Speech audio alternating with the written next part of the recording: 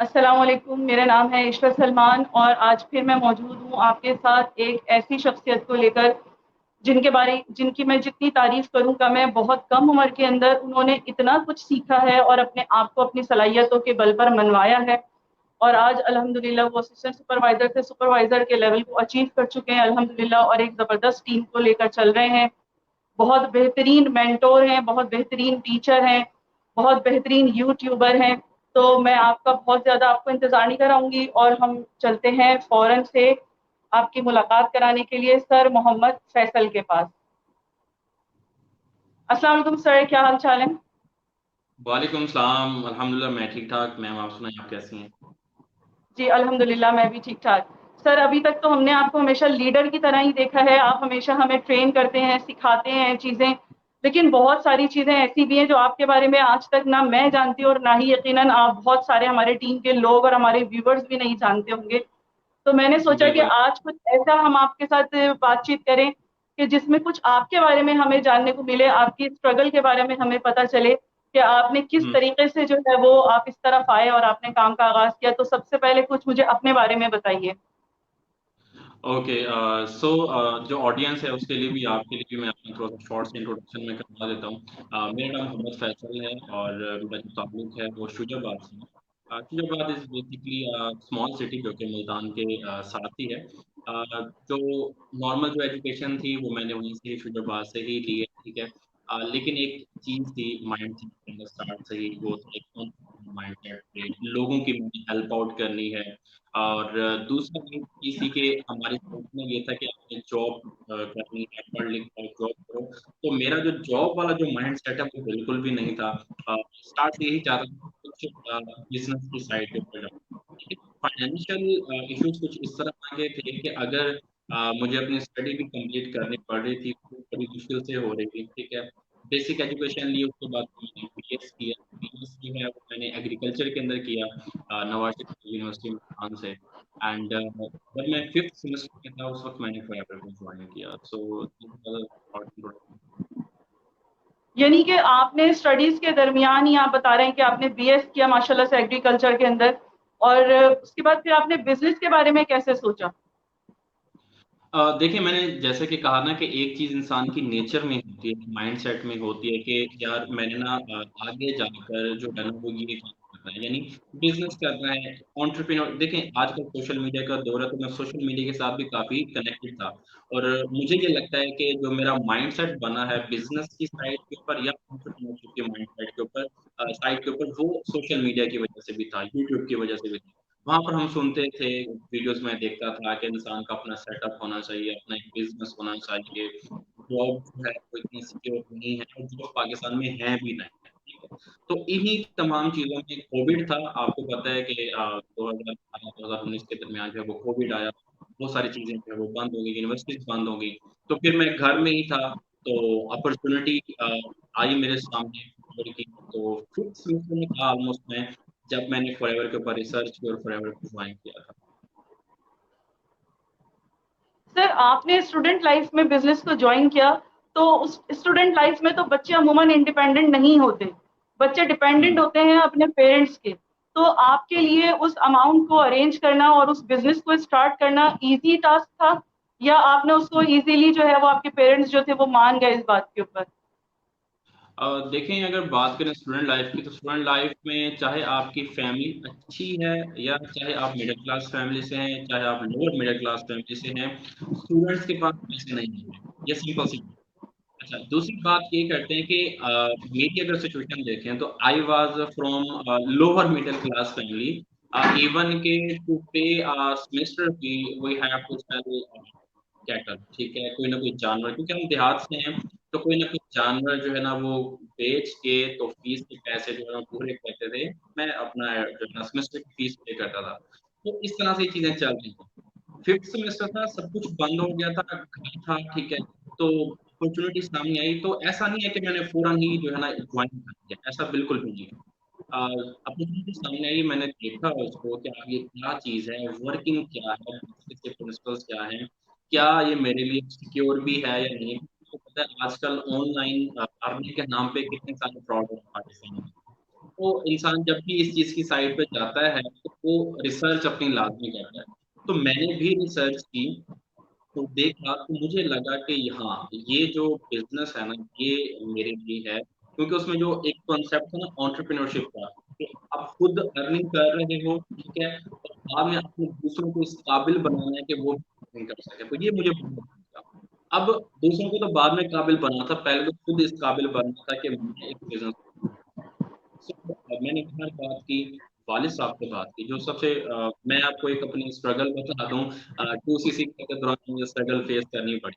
मैंने अपने वालिद साहब से डिस्कस किया, एक अपॉर्चुनिटी है, तो करना चाहता हूँ, बिजनेस करना। उस वक्त 2CC हुआ करता था 58,000, ठीक है, 58,000, 2 साल पहले की बात है।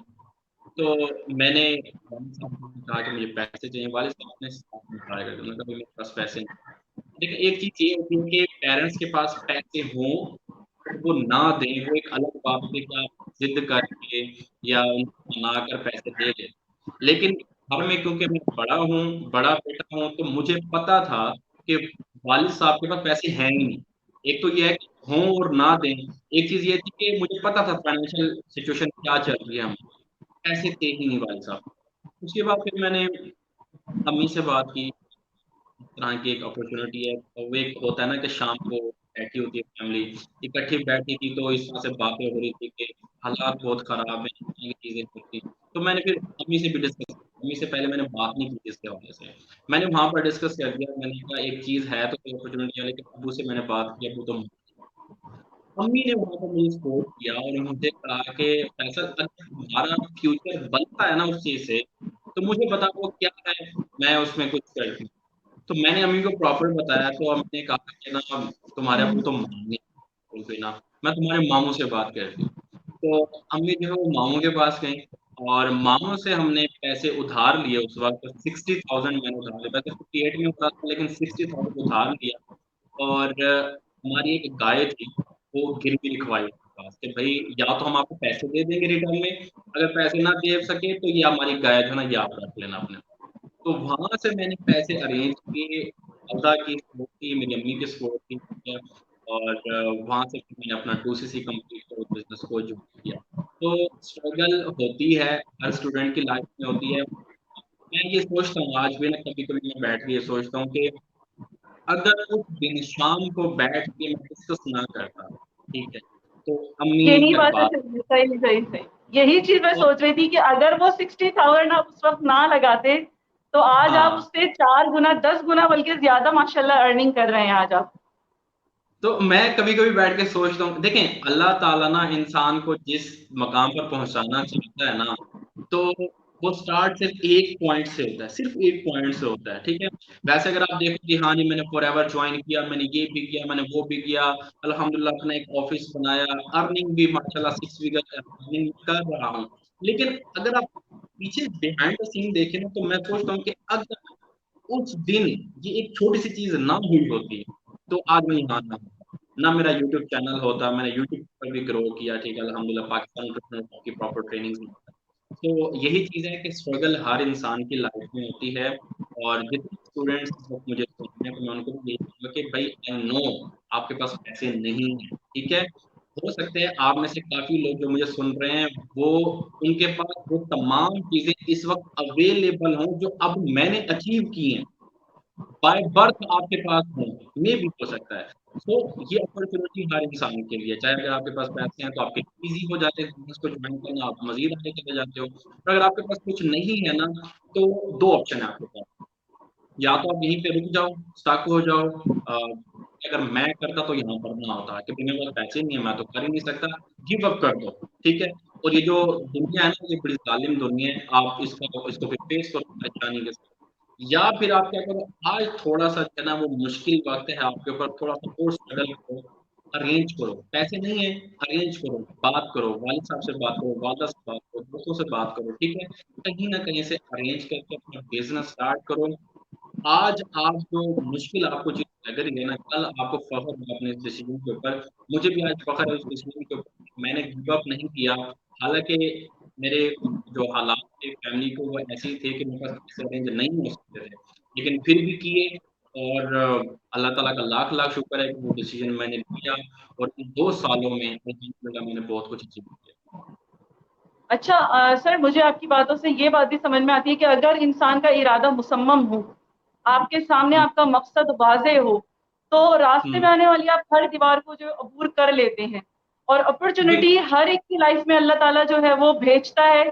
और हम्म, खुशकिस्मती कहते हैं ना, बार-बार दरवाज़ा नहीं खटखटाती। कुछ लोग जो है वो डर जाते हैं, घबरा जाते हैं आने वाले हालात को फेस करने से, या वो इस अपॉर्च्युनिटी को अच्छे तरीके से महसूस नहीं कर पाते कि आगे ये हमें लाइफ टाइम क्या हमें इसके बेनिफिट्स मिलने वाले हैं, और उसकी वजह से वो उस अपॉर्चुनिटी को गवा देते हैं। और फिर एक टाइम बैठकर वो ये कहते हैं कि काश उस वक्त अगर हमने ये कर लिया होता तो आज हम यहाँ नहीं होते, आज हम वहां होते। तो बिल्कुल ऐसे ही उस, है। है ना, तो उस गिल्ट से बचने के लिए जरूरी है कि आज अपने मुस्तकबिल का फैसला दुरुस्त कर लें। मेहनत हम्म, आज करेंगे, जितनी जवान मेहनत कर सकता है, जाहिर है कि वो उम्र बढ़ने के साथ साथ एनर्जी लेवल भी हमारा कम हो जाता है। अच्छा सर, मुझे ये बिल्कुल। बताइए कि आपने माशाल्लाह माशाल्लाह बहुत छोटी उम्र में, यानी कि ड्यूरिंग स्टडीज ही आपने बिजनेस स्टार्ट किया, उसके बाद आपने हम्म, जॉब भी की, कुछ महीने हाँ, आपने जॉब भी की। तो वो जॉब करने का सिलसिला क्यों शुरू किया जब आप एक अल्हम्दुलिल्लाह अच्छी अर्निंग जो थी वो आप बना हम्म। रहे थे अपने बिजनेस के जरिए?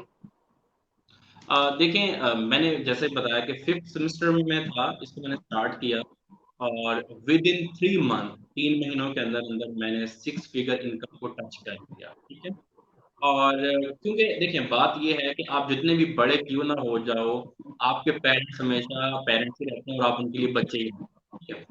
अब मेरा जो ताल्लुक है वो, क्योंकि गांव की फैमिली से, हमारे गांव में ना जो नौकरी है ना, उसको सिक्योर ऑप्शन समझा जाता है पैसे कमाने का। अगर मैं ऑनलाइन वर्किंग कर रहा हूँ, I was earning about 1 lakh, तो उनको इस पे एतबार नहीं था कि भाई आज है कल नहीं है, पता नहीं कमरे में बैठ के क्या करता है। और दूसरा ये मैं आपको बताऊं, मेरे वालिद और वालदा दोनों ही पढ़े लिखे नहीं। ठीक है, मतलब इलिटरेट है, गाँव के हैं, तो वही भाई, तो उनको इन चीजों का नहीं पता। तो वो ये समझते पता नहीं क्या करता क्या नहीं करता। तो डिग्री कंप्लीट हुई मेरी। जब मेरी डिग्री कंप्लीट हुई, उस वक्त भी अल्हम्दुलिल्लाह आई वाज 6 फिगर अर्नर।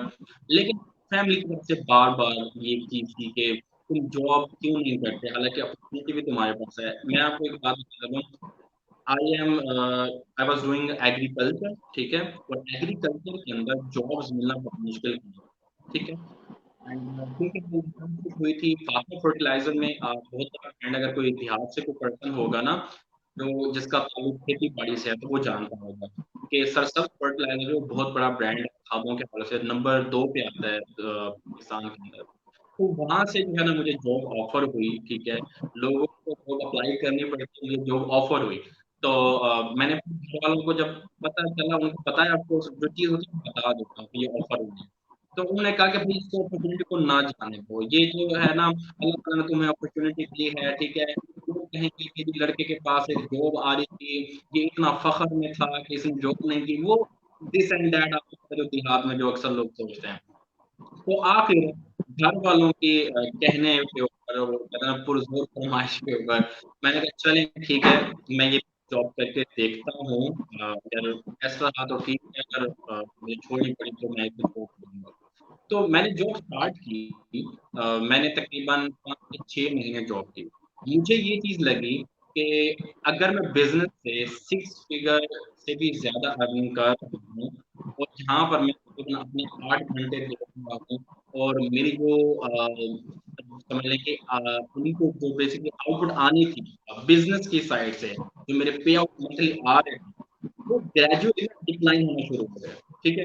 क्योंकि 8 घंटे आप जॉब कर रहे हो, ठीक है, ये तो आप कर नहीं सकते कि आप जॉब भी करो, जॉब के दौरान बिजनेस भी करो, ऐसा पॉसिबल नहीं। 8 घंटे कमा देना, बिजनेस करना।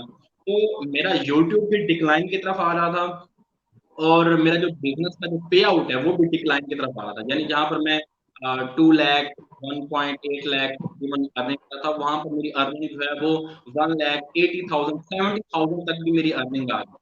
तो वहां पर मैंने बैठ के घर वालों को सीधा सा समझाया, देखो बात ये है कि एक ऐसी जगह है जहां पर मैं इतनी हाई रेवेन्यू जनरेट कर रहा हूँ, जस्ट एक 40,000 45,000 की जॉब के लिए मेरा वो रेवेन्यू डिक्लाइन हो रहा है। और मुझे ये भी पता है कि जो जॉब है वो मेरा फ्यूचर नहीं है, मुझे वही काम करने में मजा है। देखें, काम हर इंसान करता है, लेकिन मजा तब आता है कि आप एक काम कर रहे हैं, वो काम आपको अच्छा भी लगता है और वहां से आप पैसे भी कमा रहे हैं। अक्सर जो लोग होते हैं उनको अपना काम अच्छा नहीं लगता जहां से वो पैसे कमा रहे होते हैं, लेकिन मजा तब आता है कि आपको वो काम अच्छा भी लगे और वहां से रेवेन्यू भी आए। तो मुझे रेवेन्यू यूट्यूब से भी आ रहा था, यूट्यूब के ऊपर काम करना अच्छा लगता है, मुझे रेवेन्यू फॉरएवर से भी आ रहा था, तो मैंने दोनों को नहीं छोड़ना चाहता। फिर मैंने पेरेंट्स से बात की और उनको समझाया कि भाई इस तरह से नहीं चलेगा काम, ठीक है, मैं डिक्लाइन की तरफ जा रहा हूँ, तो मुझे जॉब छोड़नी पड़ेगी। तो 6 महीने की जॉब, मैंने देखा कि जॉब में जो मेरा पोटेंशियल था, मैं ये नहीं कह रहा कि जॉब बुरी है, या ये भी नहीं कह रहा कि जो लोग जॉब कर रहे हैं वो फर्क नहीं कर सकते।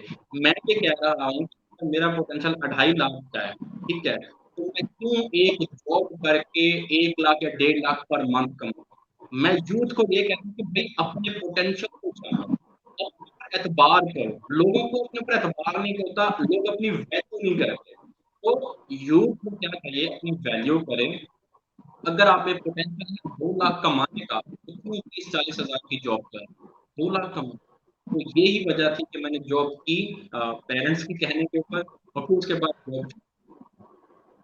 ये बुनियादी डिफरेंस है कि जब हम जॉब कर रहे होते हैं तो हम एक अकेले कमाने वाले होते हैं और वो अर्निंग हम इतनी मेहनत करने के बाद हासिल करते हैं, जबकि इस बिजनेस की सबसे बड़ी क्वालिटी ये है कि हम कंपाउंड इफेक्ट के साथ काम करते हैं, पूरी टीम मिलकर काम करती है और उसके बाद हम वो रिजल्ट जो हम एक 8 घंटे जॉब करने के बाद हम 6 महीने में हासिल करते हैं, वो हम इस बिजनेस के जरिए से हम 1 महीने 2 महीने में अपने वो टारगेट अचीव कर लेते हैं और कम मेहनत करनी पड़ती है, उतनी मेहनत भी नहीं करनी पड़ती और अपने बॉस हम खुद होते हैं।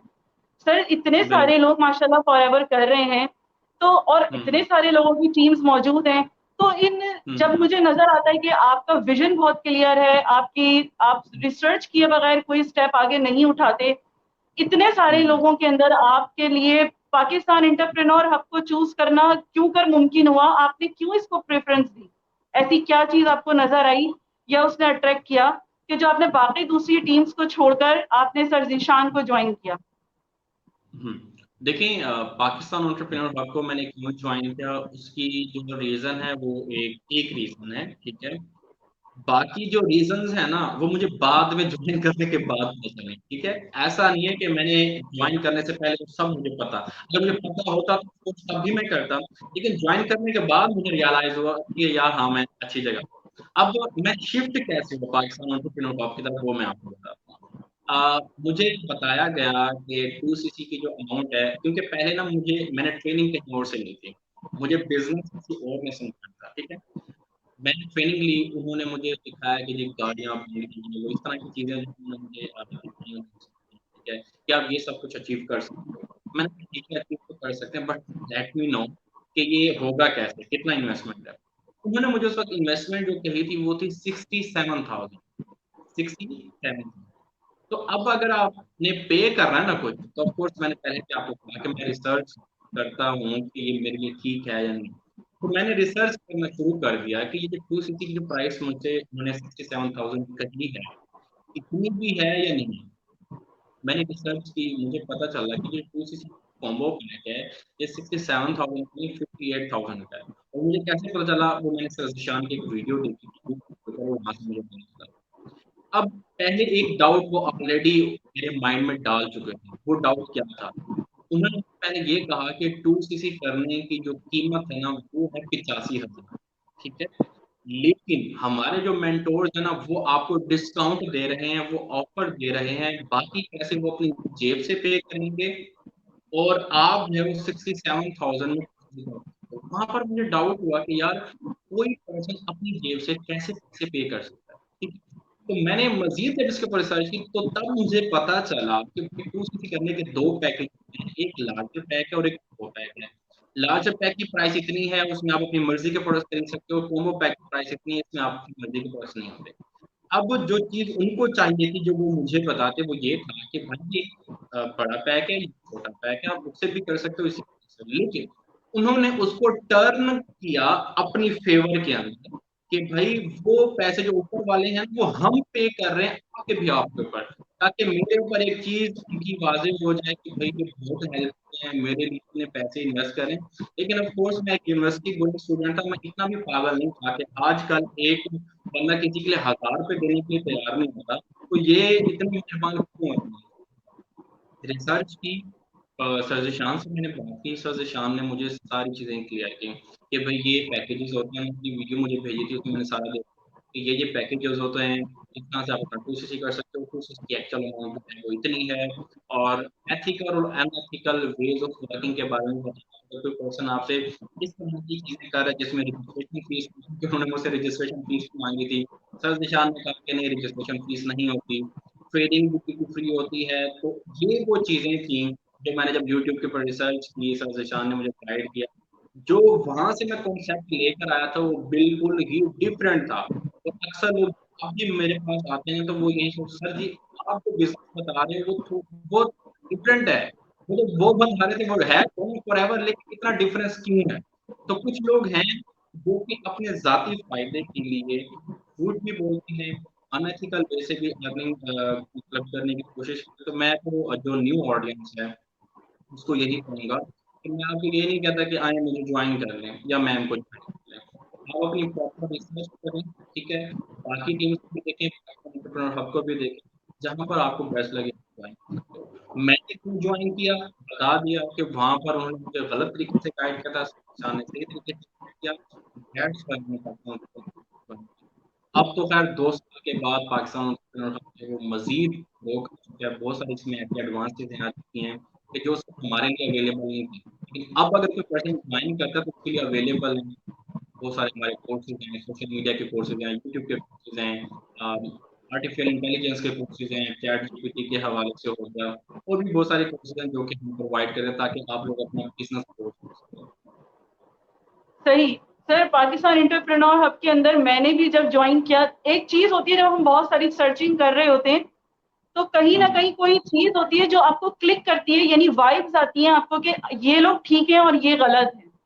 तो हुँ, हम भी हुँ। जब बहुत सारी टीम्स के साथ बात कर रहे होते हैं और वो हमारे क्वेश्चंस के हमें हमें तसल्ली बख्श जवाब नहीं दे रहे होते, तो हम हुँ, उलझना हुँ। शुरू हो जाते हैं। जबकि मैंने भी बिल्कुल। पाकिस्तान एंटरप्रेन्योर हब को जब पहली या दूसरी वीडियो देखी तो एक वाइब्स आई कि नहीं यार ये सही बात कर रहे हैं, ये ठीक बात कर रहे हैं। और हुँ, जॉइन हुँ। करने के बाद वाक़ई वही आपकी वाली बात कि रीज़न एक ही था जॉइन करने का, लेकिन उसके बाद जितनी चीज़ें खुलनी शुरू हुई, तो इसके साथ बिल्कुल, मोहब्बत जो है वो बढ़ती चली गई। इतना बिल्कुल। ज़बरदस्त टीम वर्क, इतना ज़बरदस्त ट्रेनिंग सिस्टम, इतने अच्छे मेंटोर्स, इतना अच्छा बिहेवियर, इतना अच्छा माहौल, इतनी रिस्पेक्ट, हमें इसके अलावा और कहीं नहीं मिल सकती। और ये बहुत खुशकिस्मती की बात है आपका कि दुनिया में आपको अच्छे लोग मिले आगे बढ़ने के लिए, काम करने के लिए, ये आपकी खुशकिस्मती होती है। आपके साथ बहुत सी दुआएँ होती हैं जब आपको अच्छे लोग मिलते हैं, वरना बेचारे बुरे हुँ, लोगों के हाथ से सड़ जाते हैं। सर अब बिल आप चूँकि माशाल्लाह बेहतरीन यूट्यूबर हैं, ग्राफ़िक्स में आपका कोई सानी नहीं है। ये सारी चीज़ें आपने कोर्सेज़ करके सीखी अपने बिज़नेस के साथ-साथ, या आपने इसकी ट्रेनिंग्स ली बाकायदा कहीं से, या खुद से मेहनत करके आपने अपने आप को जो है पॉलिश किया? हाँ, ये मैं बता दूँ कि फॉरएवर को जॉइन करने से पहले ही audio editing, video editing, graphic designing ये सारी चीज़ें मुझे आती थी, ठीक है? अब लोग सोचेंगे कि उसकी नीड क्यों पड़ी? स्टार्ट के अंदर ना जब मैं स्कूल में था, तो मेरी आवाज़ बहुत अच्छी है, ठीक है? तो मैं सिंगिंग करता था।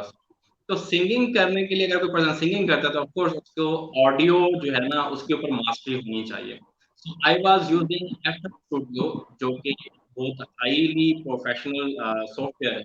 तो ऑडियो एडिटिंग जो है ना वो मैंने वहाँ से सीखी, ठीक है? क्योंकि वो सिंगिंग के साइड पे था तो इस वजह से वो अच्छा, उसके बाद फिर अगर आप सिंगिंग कर रहे हो तो ऑफ कोर्स ऑडियो के साथ-साथ वीडियो भी होती है। तो फ़ोटोग्राफ़ी कैसे की जाती है, तो वीडियोग्राफ़ी बेसिकली कैसे की जाती है और किस तरह से सॉन्ग के साथ उसको मैच किया जाता है, ये सारी चीज़ें मैं पहले सीख चुका था। तो वो मैं किस कॉन्सेप्ट से सीखा था, ये सॉन्ग्स के हवाले से कि सॉन्ग्स की ऑडियो और वीडियो कैसे बनाई जाती है और फिर वो कैसे उसको मैच करके अपलोड करते हैं और गाने बनते हैं। तो ऑडियो एडिटिंग, वीडियो एडिटिंग मैंने उस साइड से वहाँ से जो है वो सीखा। उसके बाद फिर दरमियान में जो है ना मुझे एक दोस्त थे उन्होंने कहा कि आप ना फ्रीलांसिंग करो, ग्राफिक डिज़ाइनिंग सीखो तो इसका बहुत स्कोप है। तो वो भी मैंने जो है of course graphic designing proper सीखी, फ़ोटोशॉप सीखा। देखिएगा, ये सारी चीज़ें मैंने यूट्यूब से सीखी थी। किसी को कोई कोर्स मैंने नहीं किया, किसी पर्सन के पास में नहीं गया। चाहे वो ऑडियो एडिटिंग की अगर बात करें तो मैंने यूट्यूब से सीखा है। वीडियो एडिटिंग की बात करें तो वो भी मैंने यूट्यूब से सीखी थी। इसके अलावा ग्राफिक डिजाइनिंग की बात करें तो वो भी मैंने यूट्यूब से ही सीखी थी। हमने ऊपर जो सीखा था, जो मैंने सीखा वो था फोटोशॉप। फोटोशॉप तो बहुत एडवांस और डिफिकल्ट भी है, लेकिन आजकल क्योंकि कैनवा आ गया तो कैनवा भी वो सारे काम कर लेता है जो आप फोटोशॉप में, ठीक है। तो फिर यूँ समझ लें कि जो ग्राफिक डिजाइनिंग थी, वीडियो एडिटिंग थी, जो ऑडियो एडिटिंग थी, वो मुझे पहले से ही आती थी, बट उसका मुझे कोई फायदा नहीं हुआ। यानी उन चीजों को मैं यूटिलाइज नहीं कर सका टू जनरेट मनी। लेकिन जब मैंने फॉरएवर को ज्वाइन किया, पाकिस्तान एंटरप्रेन्योरशिप को ज्वाइन किया, तो वो उस तमाम स्किल्स जो बिल्कुल यूजलेस पड़ी थी मेरे लिए, उनको मैं यूज नहीं कर पा रहा था, उनको फिर मैंने यूज इस बिजनेस के अंदर। मैंने यूट्यूब चैनल बनाया, कॉन्फिडेंस था ठीक है बोलने का, तो वीडियोस बनाई, ऑडियो एडिटिंग की, वीडियो एडिटिंग की, अच्छे अच्छे थंबनेल्स बनाए। तो ये सारी चीजें जो है वो ऑलरेडी मुझे आती थी, ठीक है। हाँ, एक चीज है कि इंसान ने मुझे गाइड किया कि कौन सी वीडियोस आपने बनानी है, किन टॉपिक्स के ऊपर वीडियोस बनानी है, किस तरह से बनानी है, उस तरह से मतलब बिजनेस साइड के ऊपर उन्होंने हेल्प की इस हवाले से। तो जो एडिटिंग स्किल्स थी वो पहले से थी, साथ में नॉलेज फॉर एवर का मिला, पहचान के मेंटरशिप मिली, कंबाइन किया, तो एज अ रिजल्ट जो है वो एक लीडर भी बना और एक यूट्यूबर भी बना। यानी लर्निंग एटीट्यूड आप ये समझते हैं कि हर सक्सेस की है। अगर आपका हाँ। लर्निंग एटीट्यूड है आपके पास, तो दुनिया की हम्म, कोई चीज ऐसी नहीं है कि जो आप अचीव नहीं कर सकते, कोई मकाम ऐसा नहीं है।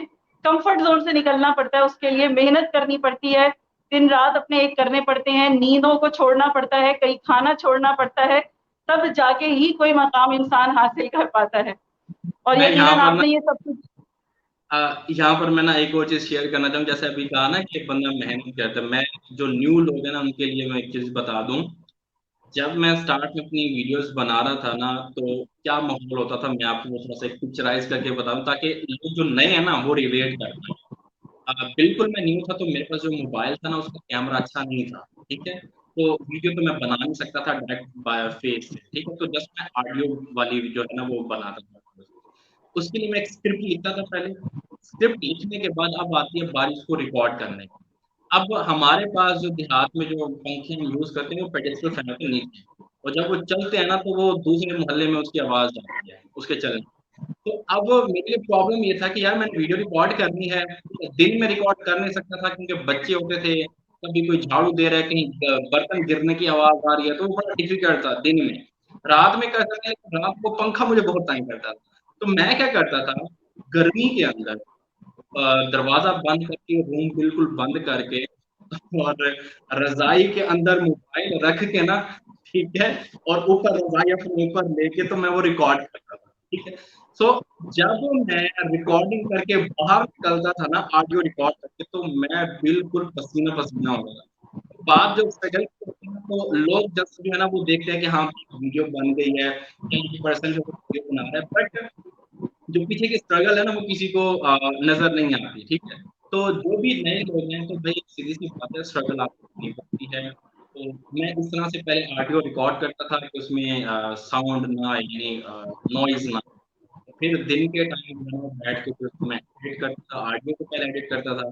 जो मेरी ऑडियो होती थी उसी के हिसाब से मैं तस्वीरें और वो डिफरेंट जगहों से उठा उठा के उनके ऊपर लगाता था, और फिर जो है ना एक थंबनेल बना के फिर उनको upload करता था। तो ये एक चीज थी जो कि मैं बताना चाहता था, जो कि न्यू कमर्स को इंशाल्लाह मोटिवेट करेगी। ये बिल्कुल आप सही कह रहे हैं, क्योंकि लोगों को कामयाबी तो दिख जाती है, लेकिन उसके पीछे जो स्ट्रगल होती है, जो मेहनत होती है, जो दिन रात का जागना होता है, जो एक हम्म। लगन और एक जोश और वलवला होता है, और वो गिरना उठना संभलना, फिर खड़े होना, फिर अपनी मंजिल की तरफ बढ़ना, फिर गिरना, फिर उठना, फिर संभलना, ये किसी को नहीं पता होता। और इसके बिल्कुल। बगैर कोई इंसान कामयाब होता नहीं है, क्योंकि बिल्कुल है। कोई भी काम बगैर मेहनत के कोई कामयाबी अल्लाह ने कभी दी नहीं। जन्नत भी हासिल करनी है तो मेहनत करनी है उसके लिए हमें यहाँ पर, उसके बाद ही हमें जन्नत मिलेगी, वरना नहीं मिल सकती। तो हर बिल्कुल अच्छी है। चीज की एक मेहनत होती है, उसके ऊपर वो मेहनत अगर आप कर लेते हैं तो वो अच्छी, वो कामयाबी, वो मंजिल आपको जरूर मिलती है। सर, अगले 5 सालों के अंदर आपके लॉन्ग टर्म गोल्स क्या हैं, कहाँ देखते हैं अपने आप को आप माशाल्लाह से? देखिए अगले जो 5 सालों के जो गोल्स हैं मेरे, ऑफ कोर्स हर इंसान के जो है ना वो आगे के कुछ गोल्स होते हैं, उसमें सेट किए होते हैं। तो मेरा जो आगे का जो गोल है ऑफ कोर्स फॉरएवर के अंदर जो हाईएस्ट लेवल है वहां तक पहुंचना, अपनी ग्रोथ के हवाले से, ठीक है, नॉट फाइनेंशियली बल्कि एजुकेशन के हवाले से भी, क्योंकि मैं चाहता हूं कि मैं जस्ट पैसे कमाने वाली मशीन ना बन जाऊं, मैं अपने आप को एक ऐसा इंसान बनूं जिसके पास नॉलेज हो। तो अपने नॉलेज के लिए भी मैं एक सेपरेट टाइम निकालता हूँ कि डेली बेसिस के ऊपर, ऐसा नहीं होता कि आप जो है वो टीचर बन गए तो आप सीखना बंद कर दें। सीखने का जो प्रोसेस है वो कभी खत्म नहीं होता। मैं डेली बेसिस के ऊपर सीखता भी हूँ कि ताकि मैं अपने आप को मजीद अपग्रेड कर सकूं। कभी भी कोई भी इंसान परफेक्ट नहीं होता, वो अपने प्रीवियस वर्जन से बेटर वर्जन नहीं होता, सिंपल सी बात है। तो जो मैं कल था, मैं चाहता हूँ कि आज मैं कुछ ऐसा सीखूं या आज मैं ऐसा करूं कि मैं अपने कल वाले वर्जन से आज वाला जो वर्जन है उसको बेटर कर दूं। सो जो यूथ है उसके लिए मैं जो एंटरप्रेन्योरशिप का जो कॉन्सेप्ट है वो मैं फैलाना चाहता हूँ। मेरा जो मेन मोटिव है वो यही है कि लोग जो है वो एजुकेशन हासिल करें, लेकिन अपनी डिग्री के ऊपर रिलाय ना करें। एजुकेशन के बाद जॉब करना उनके लिए एक ऑप्शनल चीज हो, करनी है तो कर लें, नहीं करनी तो ना करें। कंपल्सरी ना हो कि आप भागते फिरें, लोगों की मिन्नतें करते फिरें कि मुझे जॉब चाहिए। स्किल के ऊपर काम करें। तो मैं जो यूथ है हमारी, स्पेशली पाकिस्तान एंटरप्रेन्योर है जो हमारी कम्युनिटी, उनको मैं चाहता हूँ कि उनका एंटरप्रेन्योरशिप जो माइंडसेट है उसको मैं मजबूत करूँ, आगे जाकर मजीद एंटरप्रेन्योर्स प्रोड्यूस करूँ अपने जैसे, ताकि वो जो आगे जो है वो मजीद एंटरप्रेन्योर्स जो है डेवलप कर सकें। जो एक कॉन्सेप्ट होता है ना कि सीखो फिर दूसरों को सिखाओ और फिर वो चीज़ आगे ट्रांसफर होती है। तो मेरा जो ख्वाब है, आगे का जो गोल है वो ये है कि एजुकेशन के हवाले से, स्किल्स के हवाले से अपने आप को ग्रोम करना है, फाइनेंशियली भी अपने आप को ग्रोम करना है, साथ साथ जो यूथ है उसके लिए जो एंटरप्रेन्योरशिप का जो कॉन्सेप्ट है उसको बढ़ावा देना है, ताकि वो मजीद एंटरप्रेन्योर्स प्रोड्यूस कर सकें। इंशाल्लाह अल्लाह ताला आपको आपके इरादों में कामयाब करे और आप इसी तरह मुझे पता है मेहनत करते रहेंगे तो ज़रूर अपनी मंजिल तक पहुँचेंगे इंशाल्लाह ताला। चूँकि आपके पास इंशाल्लाह। सर स्टूडेंट लाइफ से लेकर जॉब तक का भी एक्सपीरियंस रहा है पीछे, तो मैं आखिर में बिल्कुल। आपसे ये कहूँगी छोटा-सा मैसेज उन स्टूडेंट्स के लिए और उन जॉबियंस के लिए जो साथ-साथ अपना बिज़नेस रन करना चाहते हैं, वो आप क्या देना चाहेंगे कि वो कैसे इस चीज़ को अचीव कर सकते हैं, इस बिज़नेस की तरफ आ सकते हैं? उनके लिए कोई हम्म। छोटा-सा मैसेज अगर आप देना चाहें तो? देखें जो ऑलरेडी जॉबियंस हैं, ठीक है, जो जॉब कर रहे हैं या ऑलरेडी जो स्टूडेंट्स हैं, देखें हर इंसान चाहता है कि वो साइड हसल पे कुछ ना कुछ इनकम जनरेट करे, ठीक है। अब उसका जो बेस्ट ऑप्शन है कि किस चीज़ के लिए, वो है बिजनेस, कि वो साइड के ऊपर कोई बिजनेस अपना छोटा सा स्टार्टअप करे, उसके थ्रू करे। अब प्रॉब्लम यह है कि पाकिस्तान के अंदर बिजनेस स्टार्ट करना कोई आम बात नहीं है। बिजनेस भी अगर किसी ने एक परचून की दुकान भी खोल लिया ना, मैं आपको बड़ा नहीं, एक परचून की दुकान खोलने के लिए 30-40 लाख रुपए चाहिए, जो कि ना एक स्टूडेंट के पास होते हैं ना किसी जॉब के पास होते हैं। सो हमारे पास एक ही ऑप्शन बचता है जो कि है नेटवर्क मार्केटिंग, और नेटवर्क मार्केटिंग में भी फॉरएवर। सो फॉरएवर को आप स्टार्ट करें। अगर आप स्टूडेंट हैं तो अभी स्टार्ट करें, जॉबियन है तो अभी स्टार्ट करें। एक चीज है कि राइट मौके का तलाश करना, यानी एक जो है ना इंसान को वेट होता है, राइट टाइम जब आए तब मैं करूँगा। याद रखिएगा, चाहे वो स्टूडेंट हैं चाहे वो जॉबियन हैं, वो राइट टाइम कभी नहीं है, ठीक है। जिसको कहते हैं ना कि कल कभी नहीं आती, वो कल कभी भी नहीं आती। आपको करना है अभी से, जो भी ना हो आज से स्टार्ट करो। आज से 1 साल बाद कहीं ना कहीं पहुंच जाओगे। स्टूडेंट हो, आज से स्टार्ट करो, 1 साल बाद कहीं ना कहीं पहुंच जाओगे। बहुत सारे मेरे दोस्त हैं, मैं आपको प्रैक्टिकल एग्जाम्पल बता रहा हूँ। जब मैंने ये बिजनेस स्टार्ट किया था तब मैंने उनको कहा था कि बिजनेस को स्टार्ट कर लो, कहीं कहीं पहुंच जाओ। आज 2 साल गुजर चुके हैं। मैं आज जो है वो एक फिजिकल अपना ऑफिस रखता हूँ, अल्हम्दुलिल्लाह फिजिकल काम कर रहा हूँ, फैमिली को भी सपोर्ट कर रहा हूँ, अपने आप को भी ग्रो किया है, और वो अब तक पढ़ ही रहे हैं, वालदेन का पैसा लगवा रहे हैं। पढ़ना बुरी बात नहीं है, लेकिन जब आप 18 से ऊपर हो जाते हैं तो आपको ख्याल करना चाहिए, आपके पेरेंट्स के ऊपर आप बोझ ना बनो, बल्कि उनको रिलैक्स करो। तो जो भी एंड स्टूडेंट सबको मैं यही कहूंगा कि आज से अभी से स्टार्ट करो।